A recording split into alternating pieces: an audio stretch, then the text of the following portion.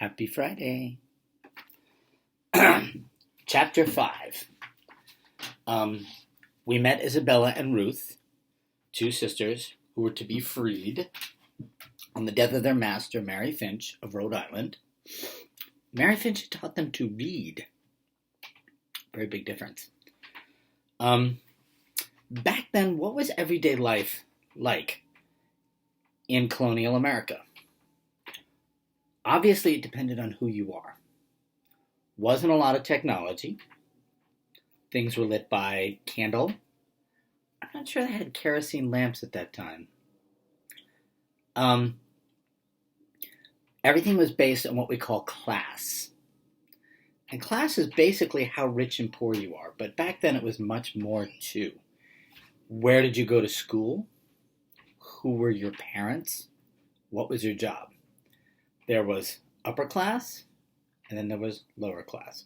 And this is basically how England, all of Europe, had been. So that's why this model continued in colonial America. The difference in America was you could get a piece of land, which you couldn't do in Europe anymore, really. And you could start farming, and you could start making some money yourself, or you could start making your own food, determining your own life more. So that was hard to come to America. That's why people did. So really, by the time the American Revolution came around, colonialism had been going on for 100 years in not the United States yet, America, English colonies. So there were some cities and there were some established things. There wasn't a lot of transportation. There was the rivers, and there were wagons and horses. But you could still possibly, if you're willing to go out, and you had a way to get there to the colonies, so it wasn't easy either, you could get some land. All right, so let's go on to Chapter 5. Wednesday, May 29th. Still. The Hartshorn, their boat, docked in New York, and it's the next morning. A sailor brought down some biscuits for our breakfast. I love how this book is in Isabella's voice. I picked out the worms and I tossed them through the porthole. Reality of food on ships those days. I gave a biscuit to Ruth afterwards. Madame Lockton's, I could hear the voice above shouting to sailors, "Bring those girls up!" A fellow missing most of his teeth stuck his head down the hatchway, and he waved us over to the ladder. We climbed up, shading our eyes against the bright light of day. Men of all types and colors swarmed on the deck. They were carrying casks. Cask is a wooden barrel of, like rum, liquid. Chests down the gangplank, scurrying up the rigging, tending to the sails, unloading gear, getting gear. I felt very small. Ruth stood at my side and stared so hard her thumb fell out of her mouth. The ship was tied up at a long dock, one of many that jutted out into the big river. That's the Hudson River. The East River, kind of where they meet. The sun sparkled off the water so strong I had to shade my eyes. Tall houses of brick and stone faced us, rows upon rows of windows looking at the street. They reached higher than the oldest trees back home. There were some smaller buildings, too, all crowded shoulder to shoulder, with no room for a feather to pass between them. Old New York. We had arrived after a heavy rain. Soldiers splashed through the glittering puddles, toting wood, emptying wagons, carrying buckets hither and fro, standing on corners conversing with each other. Some wore uniforms and some carried long muskets. Others in homespun clothes dragged fence posts to a barricade. So they're soldiers, and the Revolutionary War is just starting to warm up. And the soldiers he's talking about are colonial soldiers, not British soldiers. That's why some of them are in homespun. That's like, not everybody's in a uniform. There were ordinary people, too. There were maids with baskets over their arms moving in and out of the shops, cartmen pushing their barrows over the cobblestones. The streets of New York, old New York, and some still remain, were made out of these heavy stones called cobblestones. They were calling out to each other and yelling at the dogs in their way. The working people were dressed muchly as we did out in the country. But there were few gentry, it's like gentlemen, a rich gentleman in really nice clothes, who stuck out of the crowd. And they stuck out like peacocks wandering in a chicken pen. Some of the working folks were black. In truth, I had never seen so many people in one place. A wagon drawn by two thick-necked horses stopped just beyond the edge of the dock. Not far behind, a beautiful carriage drawn by two pale golden stallions was driven by a rather stout man. Stout is a nice word of saying large. And he had a three-cornered hat on his head. He clucked to the horses to walk on until he stopped behind the first wagon. A toothless sailor approached us again and pointed down to the dock where the crates Lockton and Foot were being stacked. That's where you belong. Don't wander off, or one of them, the soldiers will shoot you dead. He laughed as he walked down the swaying plank. He followed the tiny steps, Ruth's hand in mine. I stepped onto the solid dock. I stumbled. There you are, said Madame Lockton. Be careful with that, she said to a man handling a stack of crates. That goes on the back of the carriage, not to the warehouse. The men nodded and carried the chest towards the beautiful carriage with the golden horses at the end of the dock. Pretty horses, said Ruth. A soldier at the end of the dock picked up his musket and stopped the men carrying the chest. There was a brief argument. Then the sailors returned, still carrying the chest. What is this? I told you to put that on the carriage, said Madame. Begging your pardon, ma'am, the sailor said, but them fellows say all the cargo has to be inspected at the wharf before it enters the city. Orders of some committee that's in charge here. The Committee of Revolution. Inspected? These are my personal belongings. They will not be inspected by anyone. I don't permit it. Master Lockton had been half following the turn of events while supervising the unloading. As his wife's voice rose, he hurried over. Now, dear, I told you there would be some inconveniences. We must be accommodating. Look, here's Charles. He'll straighten this out. A second wagon pulled up next to the first. A round, short man rolled off of it and bustled up to the Locktons. What are you doing here? You shouldn't have come back. Lower your voice, Charles, said Lockton. Where are the men I instructed you to bring? The round man pulled a handkerchief out of his waistcoat and wiped his face. Washington's men took them all to work on the blasted fortifications. Oh, no, there's Bellingham. An official-looking man in a somber black coat stepped out of a building across the street and was striding toward our group. He was followed by a thin fellow carrying a book as big as Ruth. The book was as big as Ruth. Behind him walked a slave boy about my height, whose arms weighted down with a wooden contraption and a small case with a rope handle. The boy wore a floppy red hat, his shirt sleeves rolled up to the elbow. He had the breeches of a sailor and a pair of dusty boots. Bellingham is eager to arrest you, said Charles, and he said this to Mr. Lockton. I told you it was still unsafe. You should have waited. Intrigue, huh? Anne, do not fail me, he said to his wife. You have a plan? Charles asked. Everything is in order. Elihu Lockton, Bellingham called, walking his stick. Come on, friend. 3 more soldiers appeared and lined up a few paces behind them. Smile, everyone. Pretend to be happy, rebels. The Locktons and Charles walked to the land end of the dock. Ruth and me followed a few steps behind, like little mice trailing behind dogs that were fixing to fight. The boy in the red hat set down the case, and he fiddled with the strange wooden thing. It was 2 strange wooden things, a small desk and a stool. He set them up, both, and the thin fellow laid the book on the deck. He opened up a blank page and perched on a rickety stool. The boy opened up the case and took out a bottle of ink, which stood next to the book. Good day, Charles. Bellingham inclined his head towards Madam. Mrs. Lockton. Ruth started to raise her hand to wave at the man, but I grabbed it and held it down. Mr. Bellingham, Madam replied. How fares your good wife? Happy that summer is nearly here. You know how she hates the cold. Please tell Lorna I shall call on her soon as we are settled. Very good, Bellingham said. We thought you were in London, Elihu. London, never. England offers us nothing but taxes, stamps, and bloodshed. How odd. Word from Boston is that you still lick the king's boots.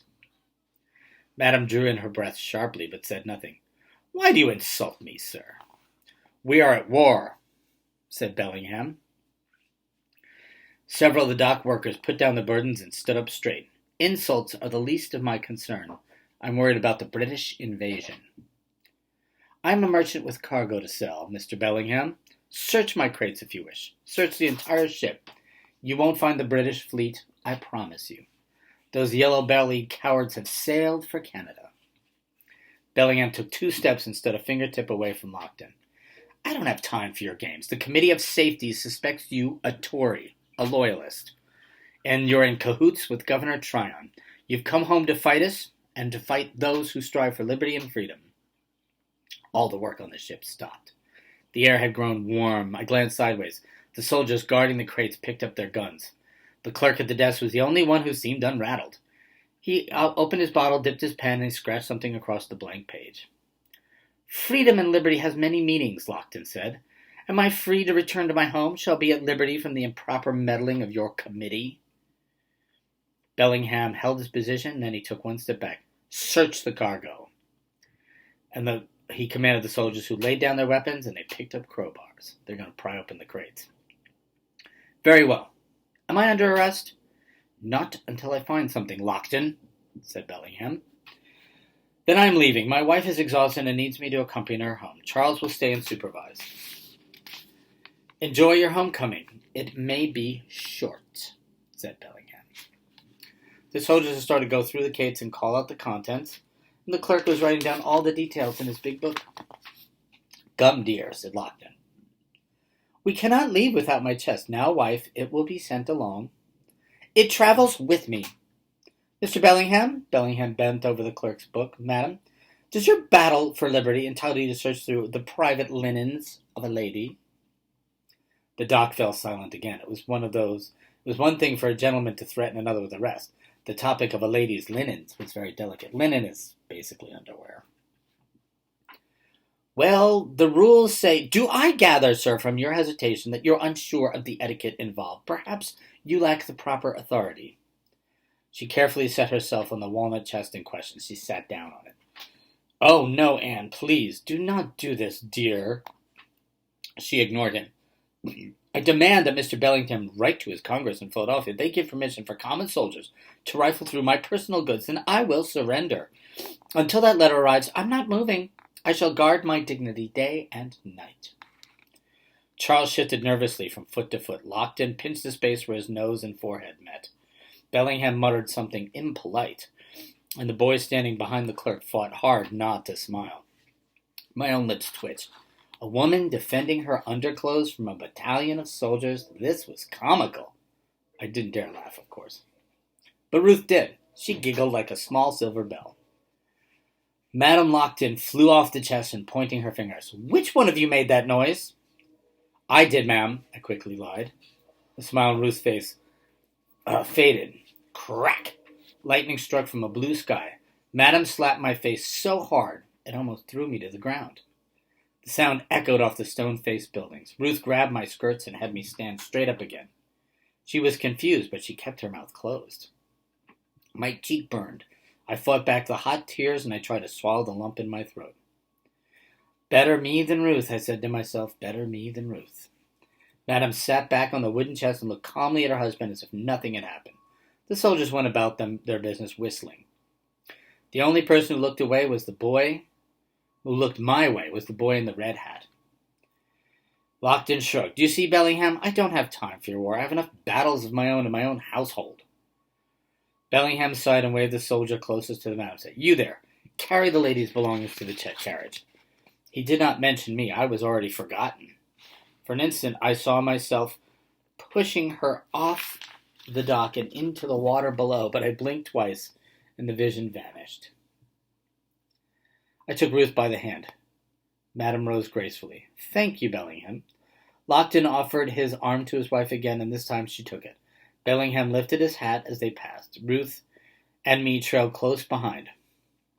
As we approached the carriage, the driver jumped down and opened the door. Lockton helped his wife and stepped up and settled into a padded seat in the wagon.